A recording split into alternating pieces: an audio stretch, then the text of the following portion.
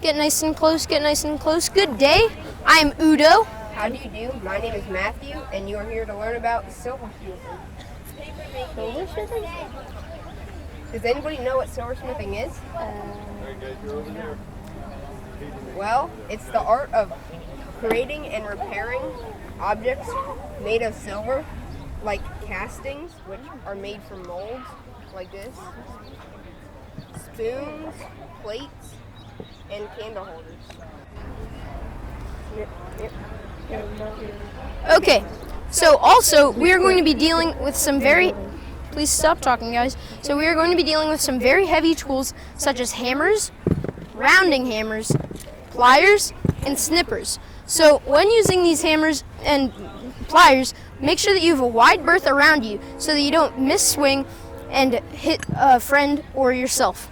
Also, when using these pliers, you guys, one lucky person who pays attention is going to be able to pick up a very, very hot piece of metal. So while doing that, please be very careful and not swinging it around because you could hurt yourself or a classmate. Now Madison will inform you about some of the tools needed to silversmith. First off, you will need a fire to heat the silver, a crucible which will melt it, and a crucible which will melt the silver. Over here, you have some molds, and when you use molds, you use cast powder like this.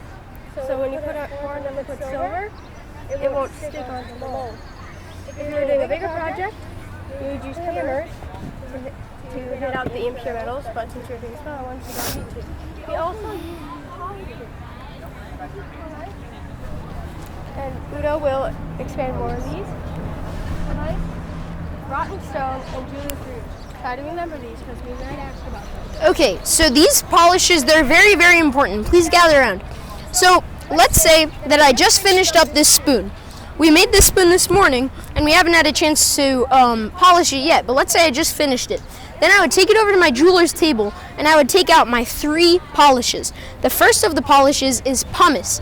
That's a very volcanic rock, and there's a lot of holes in it, and that means that it's very rough to the touch, and it is used to take out the scratches that you can see with your eyes. The next one is rotten stone, and that's a little bit finer than pumice, so that is used to take out the scratches that you can't see with your eyes, but you can see them, you can feel them with your hands.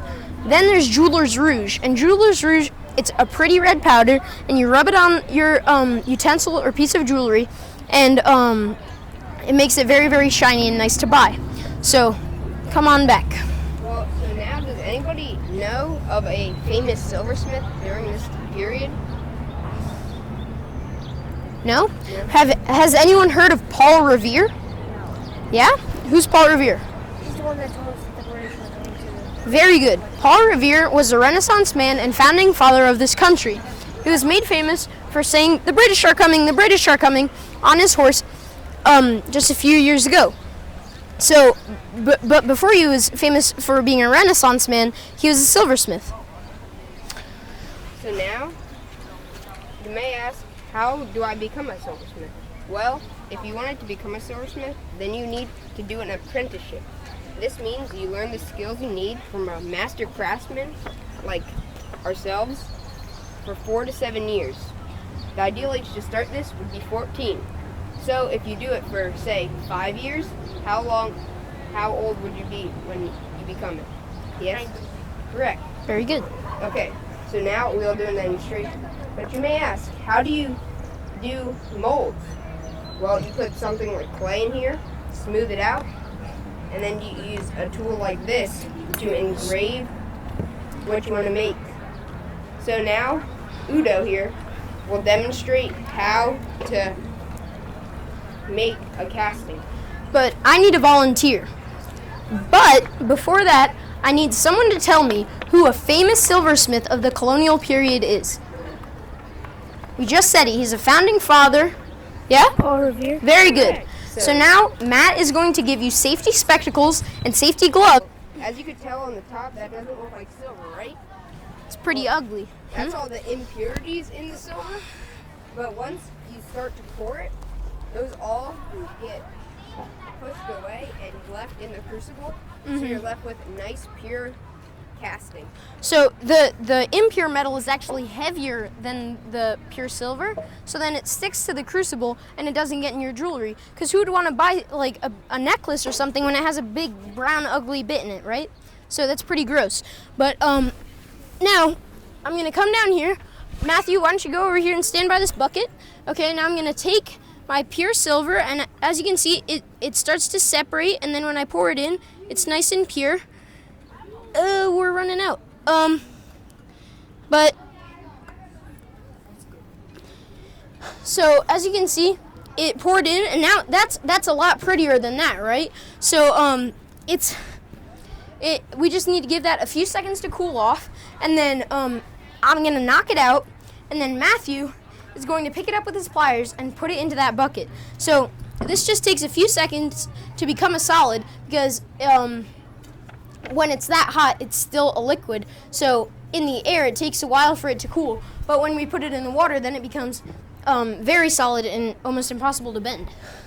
So see, now it's a solid. It's not going to run around anymore. Remember how we use the talcum powder? So look how easy it comes out. Ready? Oops. What? There we go. See, it just takes a little bit of work. But if you didn't put the talcum powder in, it'd be much harder.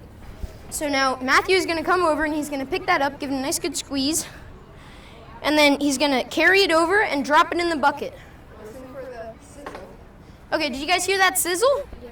So there's a nice sizzle that goes on, and that's the process of rapid cooling from the just under 2,000 degree heat of the fire to the under 40 degree heat, to under 40 degree temperature from that water.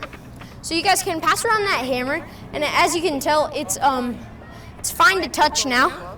Now, let's give Matthew a nice hand. Great job, Matt.